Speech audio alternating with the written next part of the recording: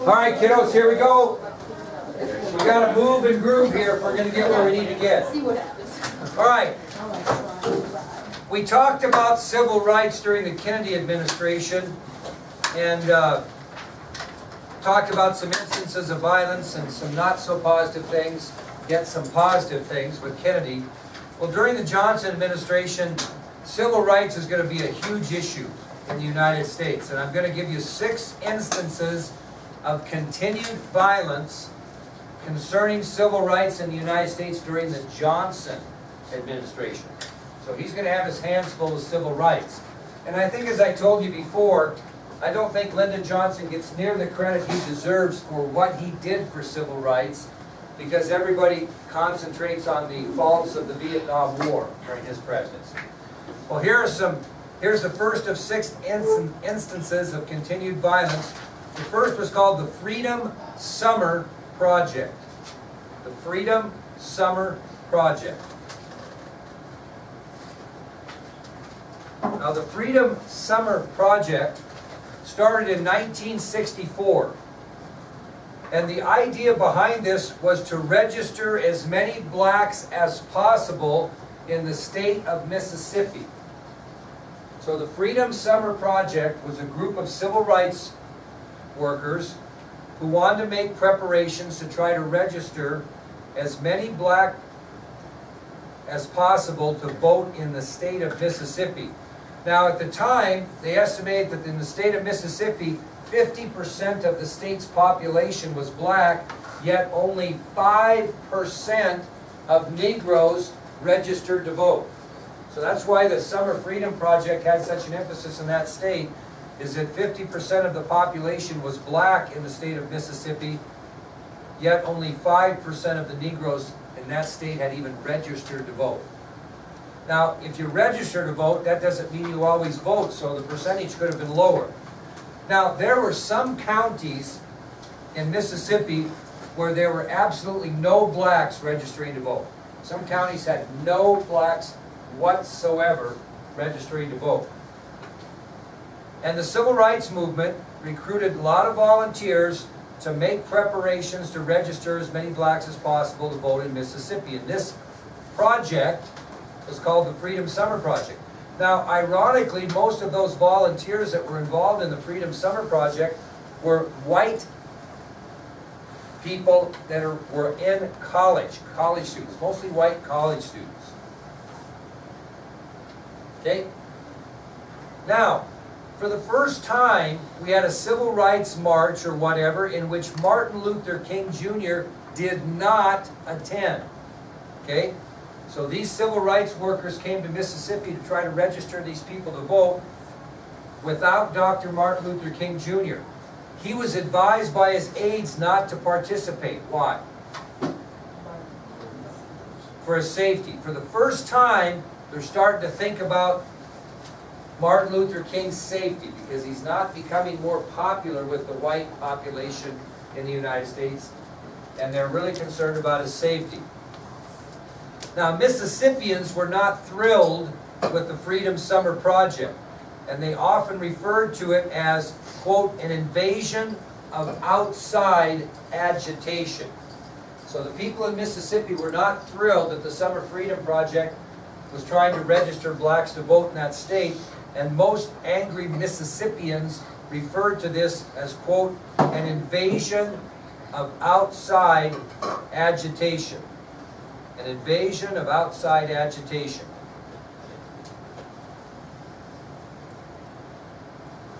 Again, during this effort by the Freedom Summer Project, violence occurred. I'm going to give you some examples of violence that occurred during this attempt to register blacks in Mississippi. Number one, many of the volunteers were beaten, as we've heard about before. Many of the civil rights volunteers for the Freedom Summer Project were beaten. Homes of blacks were burned. Homes of blacks were burned. Local churches that supported blacks were both damaged and burned. Local churches that supported blacks were both damaged and burned, and probably the most visible example of violence, other than volunteers being beaten, homes of blacks being burned, and local churches that supported blacks being damaged and burned, happened on June 21st of 1964.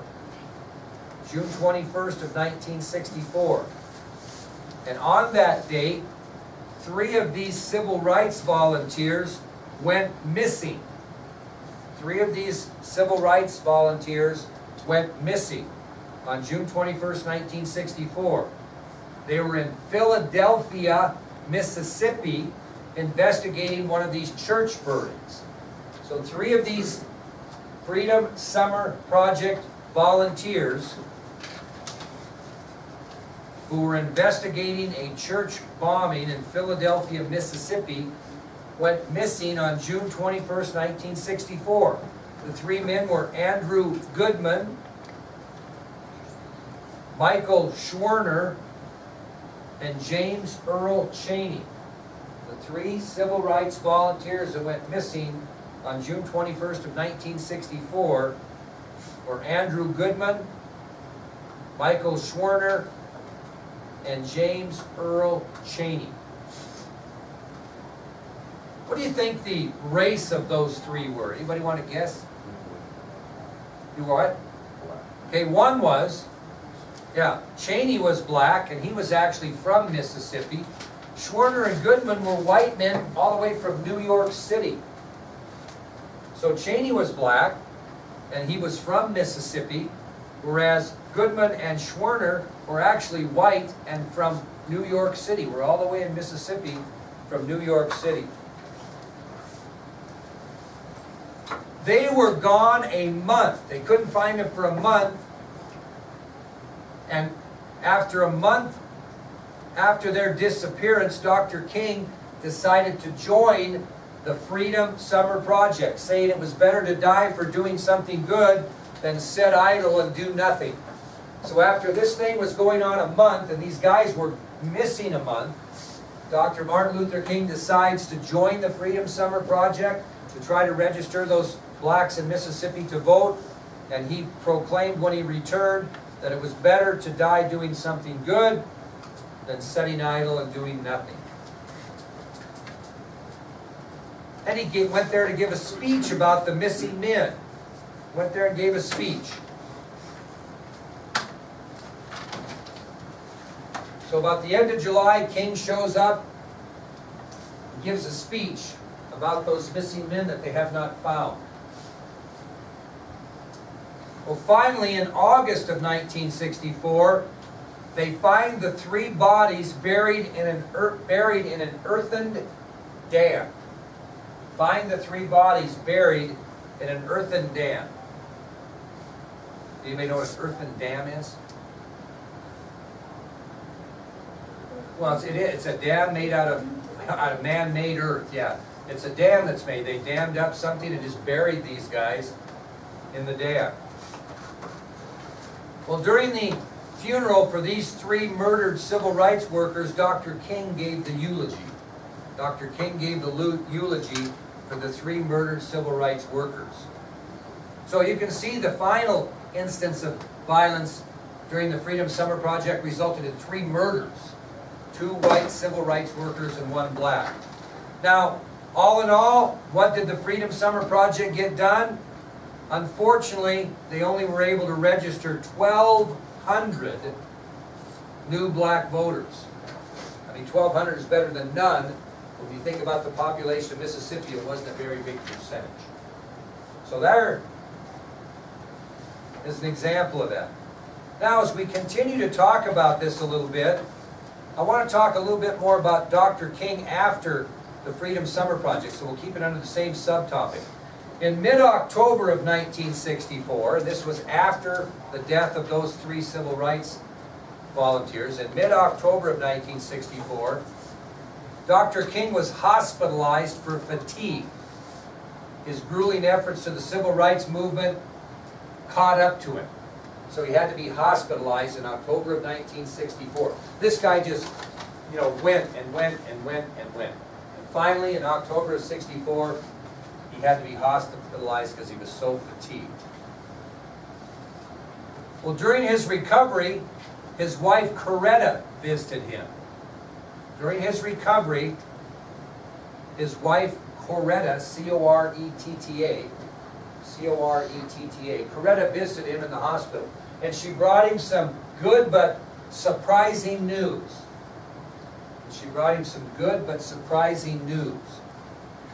Anybody know what that news was? What? Look, she's pregnant? Yep. Nope.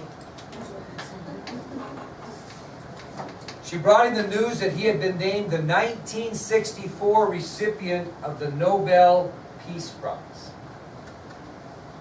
She brought him news that he had been named the 1964 recipient of the Nobel Peace Prize. Very prestigious award. And anybody know where you traveled to receive that award? Close. Oslo, Norway. So in December of 1964, Dr. King travels to Oslo, O-L-S-O, Oslo, Norway, to receive the Nobel Peace Prize. Now, other than a very nice medallion, anybody know what you might get for winning the Nobel Peace Prize? Cash, $54,000. You know what he did with that money? Donated every cent to the civil rights movement. So in December of 1964, he travels to Oslo, Norway. He receives his award and the $54,000 which he donated to the civil rights movement in America. And he gave a speech on December 10th, 1964, as he received his Nobel Peace Prize. He gave a speech on December 10th, 1964, and this is what he stated in part of his speech that was of significance. So on December 10th, 1964, Dr. King received his Nobel Peace Prize, and this is what he stated in his speech. He said, quote, "I accept the Nobel Prize of Peace at a moment when 22 million Negroes of the United States are engaged in a creative battle to end the long night of racial injustice. I accept the Nobel Prize of Peace at a moment when 22 million Negroes of the United States are engaged in a creative battle to end the long night of racial injustice." Okay, you know what's coming. How much is it? 54,000. How much? You said 54,000, yeah. $421,920.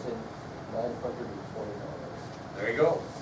$500,000 almost that he gave back to the civil rights movement in today's money. Thank you, Mason. Okay, that'll take us to our second incident during the Johnson administration. I think you might have a little more idea of this because they've kind of made it more public lately. And that was the events of Selma, Alabama. Selma, Alabama. And this happened in January of 1965.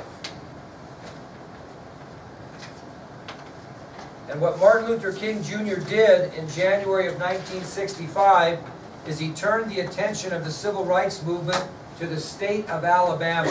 In January of 1965, Martin Luther King Jr. turned the attention of the civil rights movement to the state of Alabama. Now, at this time in history, the civil rights movement wanted President Johnson to pass a Voting Rights Act. They wanted him to pass legislation that mandated that all people, including blacks, had the right to register for voting, because a lot of them were intimidated to do so. Okay, so the civil rights movement wanted President Johnson to push for a Voting Rights Act at this time, and it would make it easier for black people, especially in the Deep South, to register to vote.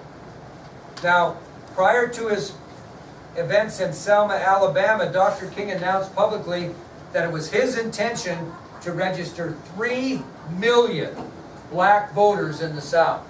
He was going to try to register 3 million black voters in the South. That's quite a boast.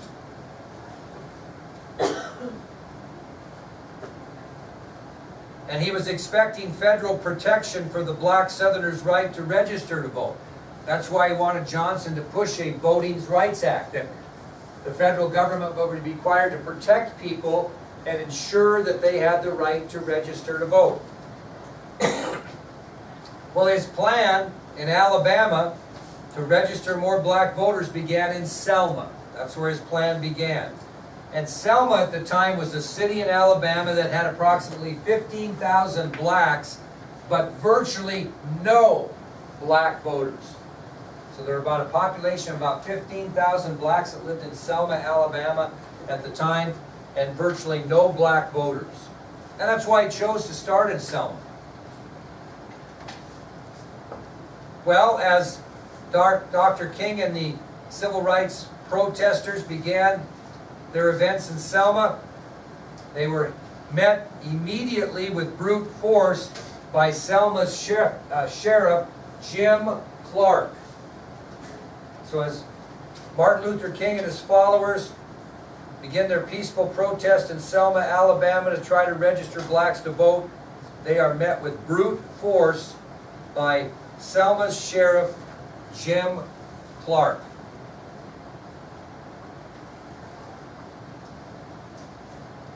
Because of the violence on part of law enforcement, Dr. King announced a march for freedom. Because of the violence that was showed upon he and his supporters during their peaceful protest in Selma, Dr. King declared a march for freedom. And this march would begin in Selma, Alabama, and end at the steps of the state capitol in Montgomery, Alabama, about 54 miles away. So Dr. King announces a march for freedom because of the violence on part of Sheriff Clark and law enforcement. And this march is going to begin in Selma, and it's going to end at the steps of the state capitol in Montgomery, about 54 miles away.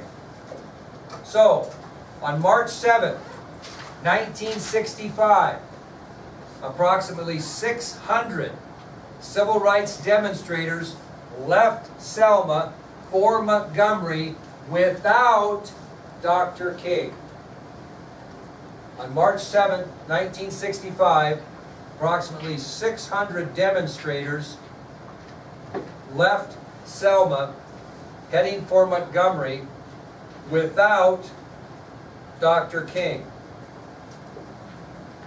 One of those protesters that left without Dr. King was John Lewis, who had spoke at the March on Washington. Remember, they made him tone down his speech?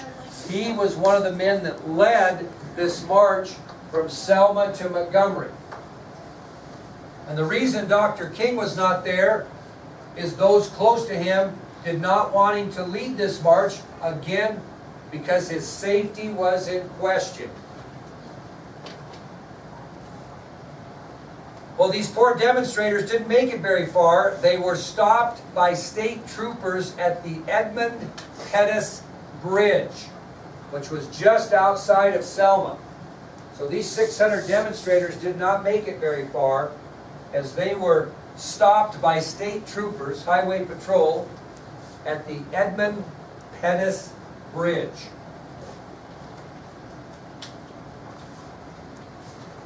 The demonstrators did not make it far before they were stopped by state troopers at the Edmund Pettus Bridge.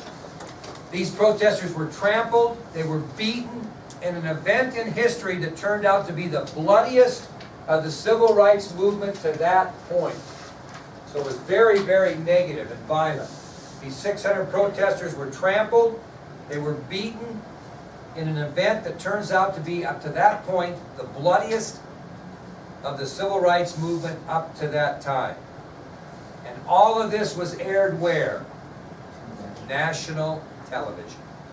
The violence from the attack at Edmund Pettus Bridge was aired that evening on national television. What do you think Dr. King's reaction to that was? What do you think? He would plan another march just like it.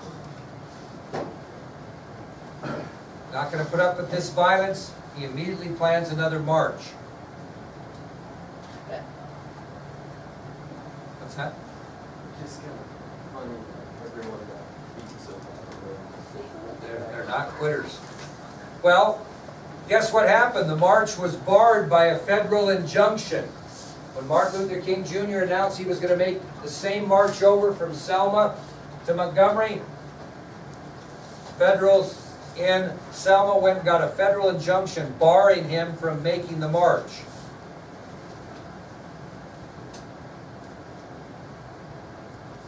Now this injunction would be enforced until a ruling could be made on the protesters' right to proceed. So they put the kibosh, so to speak, on the march through a federal injunction, and by law a federal judge would say, no, you cannot march until I rule whether you have the right to march or not. Now, the big concern was that Martin Luther King Jr. would not obey that federal injunction. So who pleaded with Dr. King to obey it to prevent any more bloodshed? Who pleaded with him? President Johnson.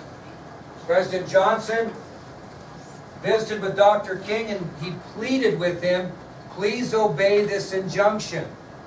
We don't want any more bloodshed or negativity, because all of this was put on national television the first time. Johnson didn't want to see that again, more negativity. Well, King kind of agreed and didn't kind of agree. He met privately with President Johnson, and between the two of them, King said he was going to march, but he would cut his march short, something that his followers didn't know. So King makes a private deal with President Johnson saying, nope, we're going to march, but we'll cut it short.